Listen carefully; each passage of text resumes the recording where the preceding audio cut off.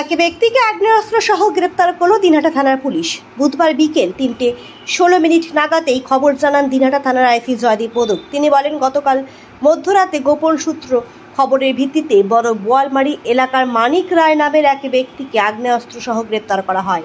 তার কাছ থেকে উদ্ধার হয় একটি 7.65 mm পিস্তল, দুটি 7.65 mm কার্তুজ, একটি ম্যাগাজিন ও 5টি 4 mm কার্তুজ।